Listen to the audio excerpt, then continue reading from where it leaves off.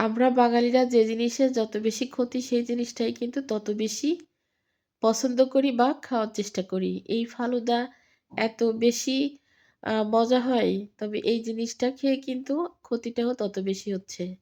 কারণ ফালুদা বানাতে গেলে কিন্তু আইসক্রিম, দই, দুধ এগুলা সব লাগে। তো আইসক্রিম খেয়ে, খেয়ে কিন্তু এমনিতেই আগে গলা ব্যথা, কাশি ছিল।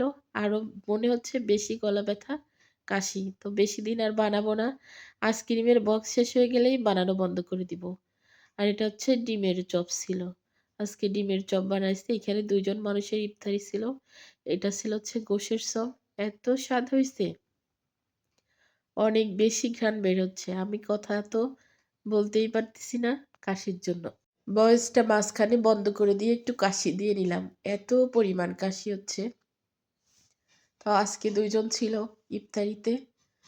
২ জন মানুষের জন্য আর বেশি কিছু লাগেনি। আলুর চপ, বেগুনি, গোশের চপ, ডিমের চপ, ছোলা, ফল এই তো সবকিছু।